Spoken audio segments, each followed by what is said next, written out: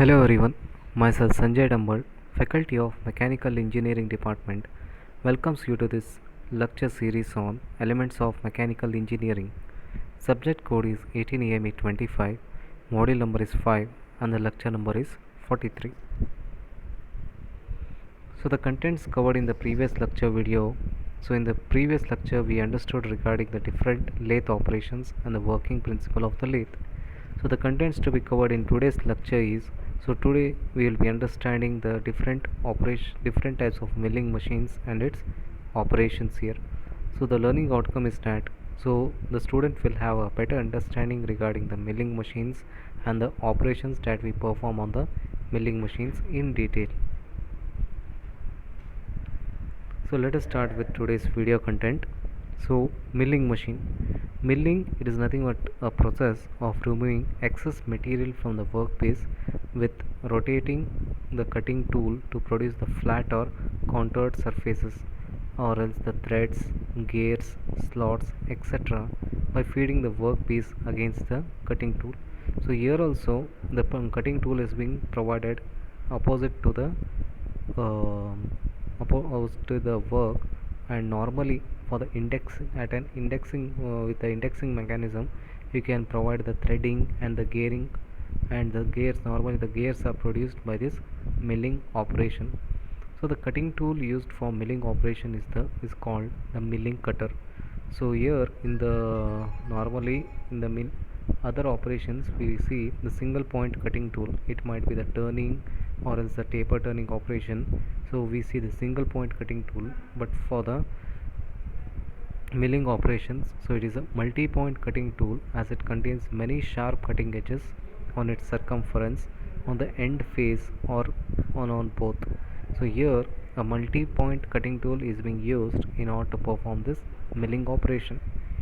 So the machine tool which performs milling operations is called milling machine, or a power operated machine tool which removes excess material from the workpiece, which is rigidly clamped on the work table and is fed against the rotating milling cutter to get the required shape, size of the product.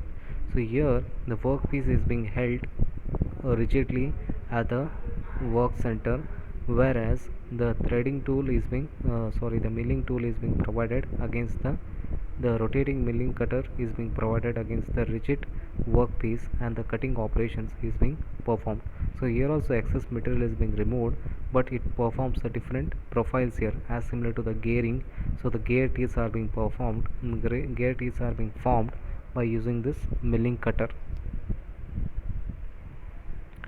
So the principle of operations. So the milling machine consists of a motor driven spindle which holds milling cutter and rotates it at a desired speed, and rotating at a work table which mounts the workpiece rigidly and helps to feed against the cutting tool. So normally, as I said, so the workpiece is held rigidly at the work table, whereas the milling cutter is being rotated at different speed in order to perform the cutting operation. So here the milling works on the principle that when the workpiece is fixed rigidly in the work table and slowly fed against the milling cutter, each cutting edge removes material from the workpiece as the workpiece advances and produces as shown in the figure. So here you can see the gradual increment in the removal of the material takes place. So the multi-teeth cutter will be removing this excess material gradually. So the relative motion between the workpiece and the cutting tool can be in the same direction or in the opposite direction. So if the workpiece is fed in the same direction of that of the direction of rotation of the milling cutter, the process is termed to be the climb milling climb milling, or else you can also call as up milling.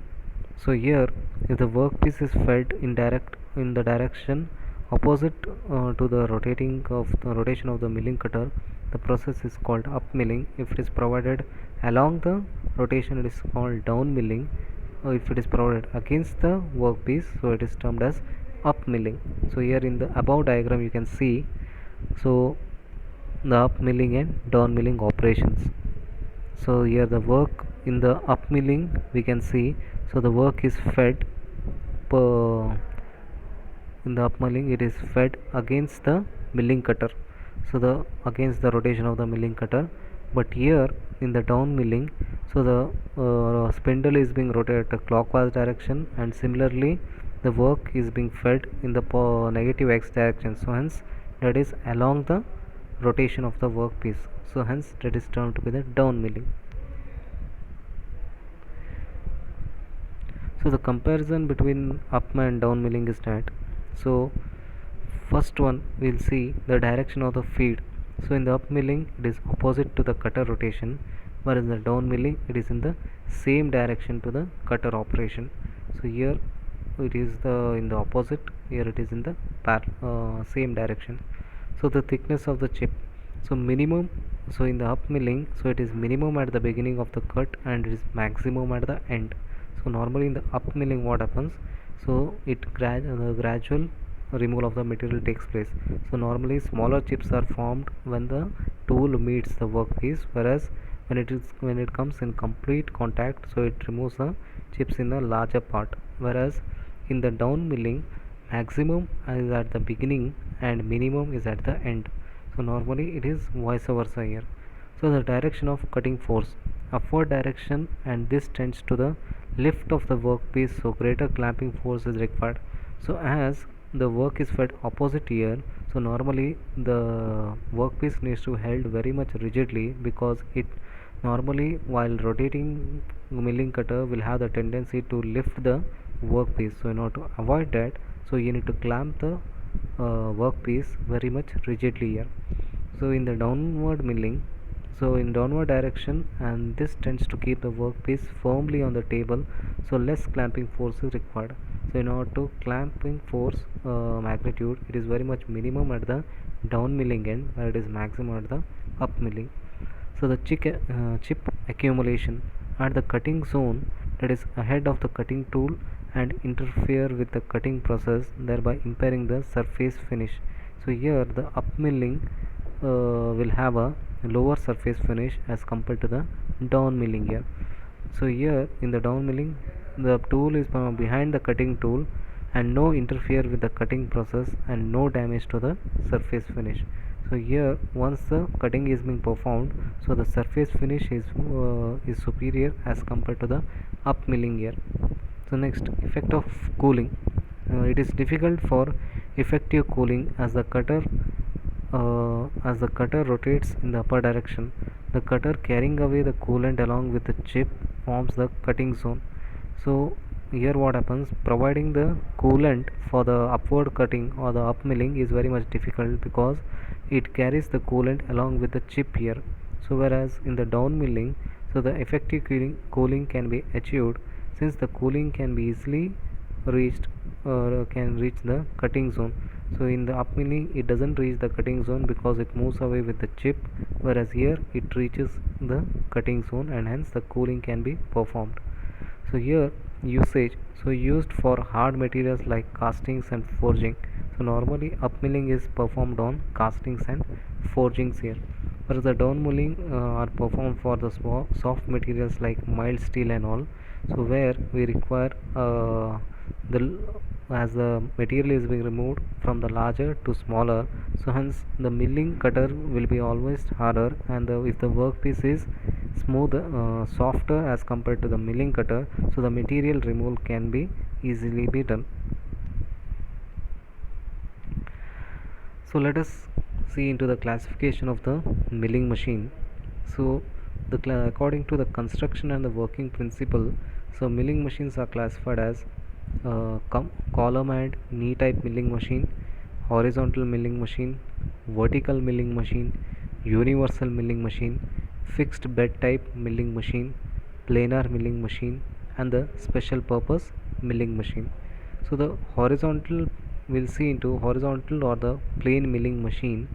So here this is column and knee type milling machine, since spindle is fixed in the in line with in horizontal position, and hence the name horizontal milling machine. So here you can see under the structure, so the milling cutter is being held at the horizontal spindle here.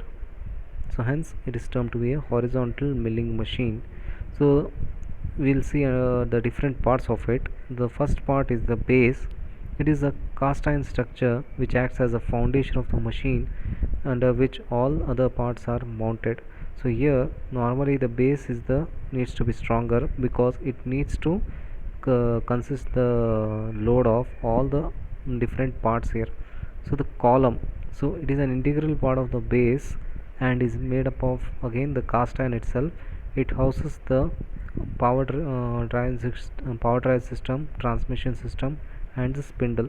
So here the column forms the next secondary important structure, and it is a part of the base, and as it is made up of the cast iron itself. And here it consists of it holds the spindle, the power driven system within it, and the vertical guideways. So normally the front face of the column is provided with the vertical guideways to accommodate the knee. So here the knee can have the upward and downward movement, so hence the guideways are being provided at the column. So the overarm, it is the you can see the top part of the spindle, the milling machine, so that is termed to be the overarm. It is again a cast iron part which is mounted on the top of the column, and it supports the free end of the arbor. So in order to support the arbor, so that is the arbor on which we are mounting the spindle as well as the cutter, so that needs to be supported. So this overarm provides the support for this arbor here, and it is also made up of a cast iron structure. So next one is the knee. It is a cast iron structure which slides on the vertical guideways of the column. The knee is actuated by means of elevating screw and the knee elevating handle. By operating this elevating screw and the elevating handle, you can operate the upward and downward movement of the knee on the vertical guideways that is being provided on the column. So the upper surface of the knee is provided with the guideways, and it supports the saddle.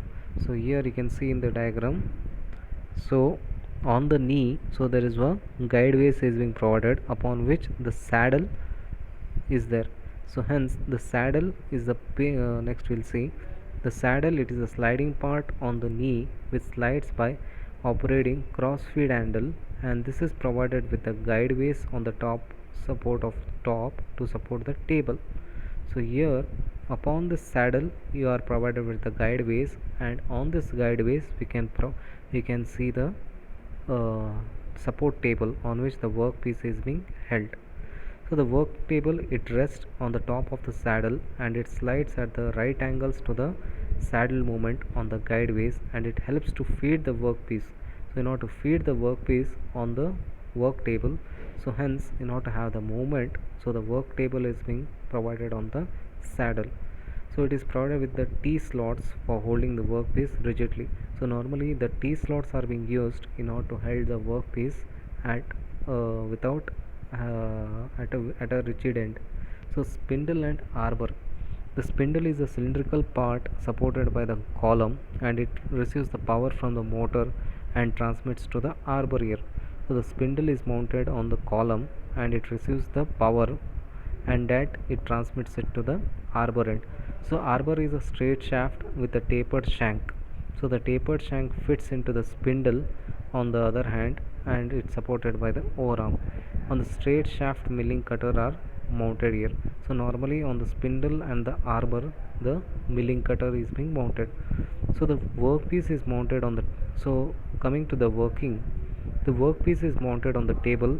Cutter of the required shape and size are fixed on the arbor, which is driven by the spindle. So here the workpiece is held on the table. So the table is on the working table is on the saddle. Saddle it is on the knee, okay, and the knee is connected to the column. So the cutter of the required shape is being mounted on the arbor here, or else on the spindle. So feed in all the three axes can be given by using the knee elevating handle.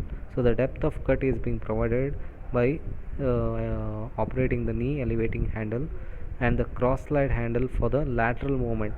For the lateral movement we are using the cross slide handle. For the depth of cut we are using the knee elevating handle. and the table movement handle, that is the longitudinal movement to the workpiece for the operation required. So hence you can provide 3 degrees of motion, that is along the x, y and z axis. So next, coming to the vertical milling machine. So as the name indicates, so here the arbor or as the milling cutter is being provided in a vertical manner. So this is also a column and knee type milling machine where the spindle position is in the vertical direction, and hence the name is termed to be vertical milling. So all parts except overarm and arbor are same as horizontal milling machine. In place of the overarm and arbor, the spindle head on the column. So here you can see the diagram. So there is a vertical guideways on the so there is a base and there is a column, and on the column you can see the vertical guideways, and then only thing what differs here is the spindle head here. So instead of arbor as we had seen in the horizontal milling machine, we have the spindle connected to the spindle head. So hence the upon the spindle, so there is a cutter that is acting that is mounted vertically. So similar to the rest of the parts are similar to the horizontal milling machine. The spindle head is mounted on the front face at the top. Okay, so hence it consists of a spindle and the spindle drive. So here the spindle head and the spindle drive are mounted here. The spindle head can be swiveled to work on an angular position to carry out the angular operations. So in order to have the milling operation at different angles, so that is possible through swiveling at different angular positions. So the working is that the workpiece is mounted on the table. The workpiece is mounted on the table. The required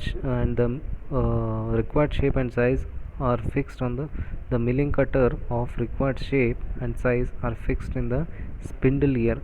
So feed is provided on the axis and can be given by feed can be provided and by giving using the knee elevating handle, cross slide handle and the table as similar to the horizontal milling machine. So 3 degrees of motion can be controlled here. So hence the spindle action can be controlled by the spindle handle. So that is a lateral move. So that is the or depth can be controlled by providing the spindle motion. So that is the spindle handle can be used in order to have the movement of the spindle at a different depths here. So let us see into the milling operations. So the first one is the plane milling operation. It is you can see in this diagram, it is a process of producing plane horizontal surface parallel to the axis of the rotating cutter.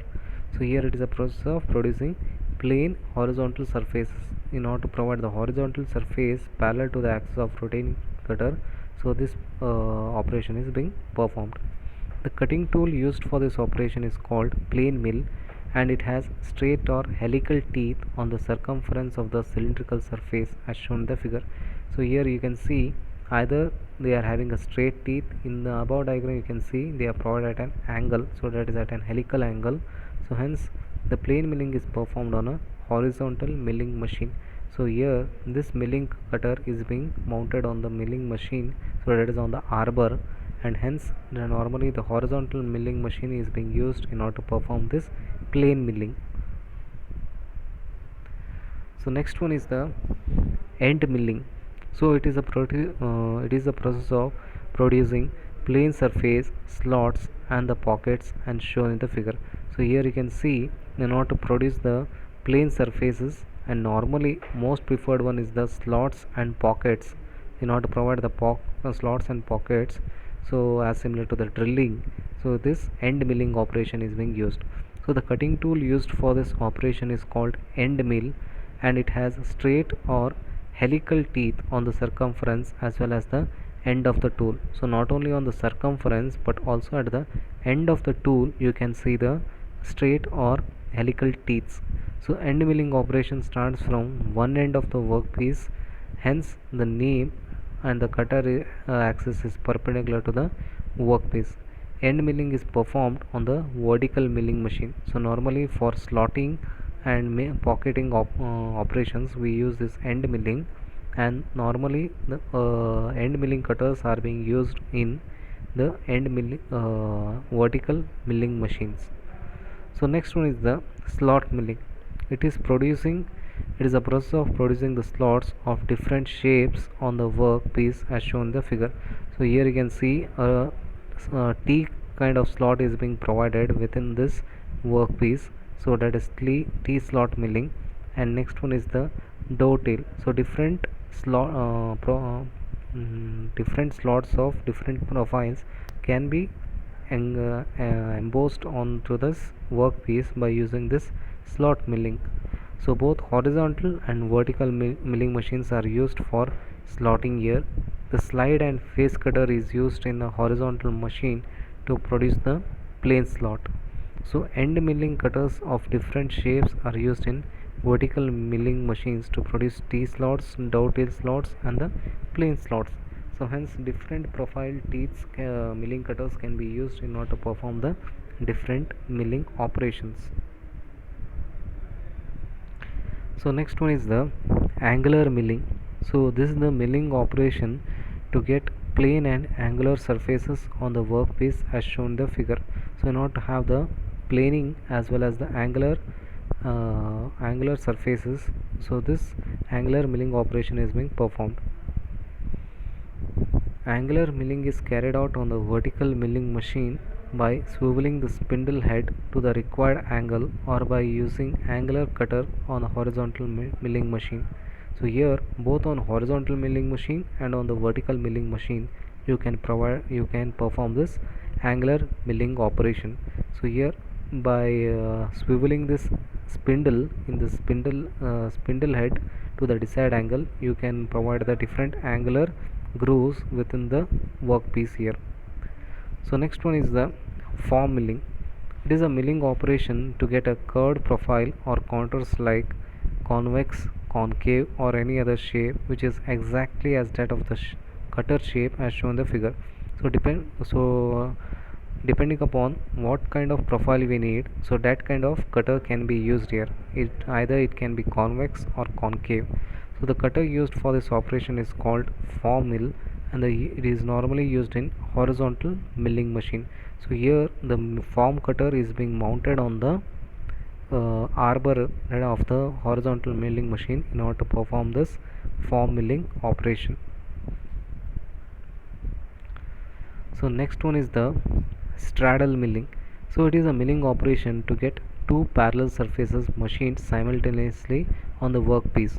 So here you can see in the above diagram, so two milling cutters are being separated by an distance, that is the spacer is being provided, and here at two different surfaces you can provide the planing operation.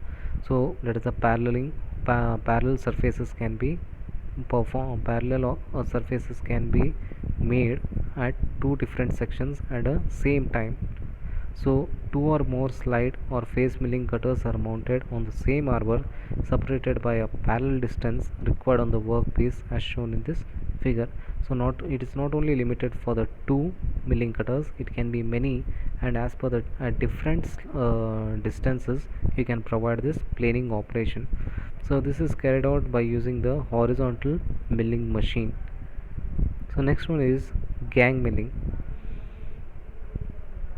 It is a milling process to get different profiles on the workpiece simultaneously with different cutters at single stretch as shown in the figure.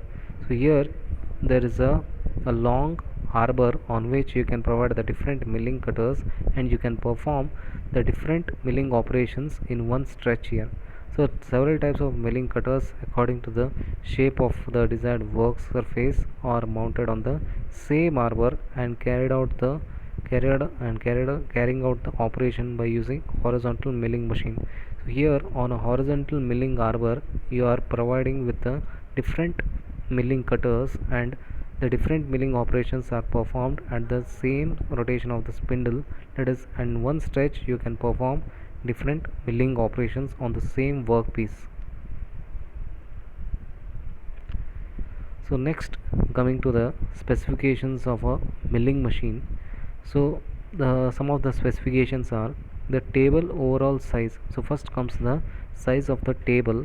So it is area on the work table to clamp the workpiece. So normally, for example, you can say 1500 into 300 is the size of the table.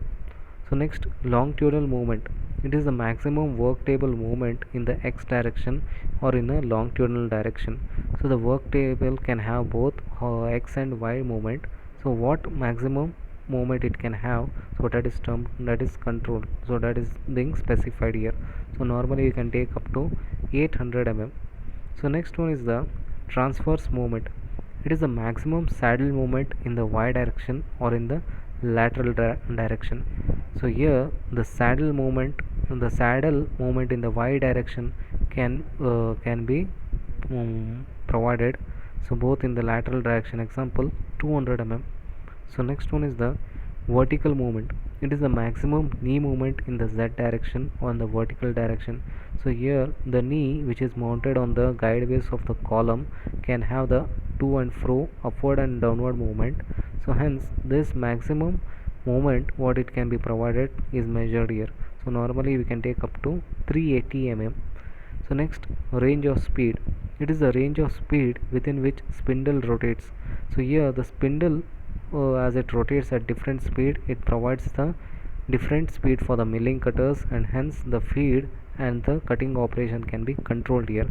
So it ranges, for example, it can range up to 50 to 2000 rpm. So normally for slot milling and all, we can go for the low speed, whereas for the planing and all, we can go for the high speed. So next, the power capacity of the motor. It is the capacity at which the spindle motor is being used, so in order to provide the different spindle speeds. So normally we can take up to 2 kilowatt. So that is for example, so that is the power of capacity of the spindle is 2 kilowatt we can take. So in today's class we have understood regarding the different type of milling machines and its operations. So milling machines are the tools to produce objects that have correspondence about an axis of rotation, and they are used for precise machining operation. So this tool rotates the workpiece on its axis, and they perform different operations like plane milling, end milling, slot milling, angular milling, form milling, straddle milling, gang milling, and many different operations. So different profiling operations or the cutting operations can be performed on the milling machine. So most famously, what you can see, the common example is that the gear tooth profile, what you can see, the different gears, it might be the spur gear, helical gear, bevel gear, or worm gear. Any kind of different kind of gearing profiles are being manufactured by using this milling operation. Thank you.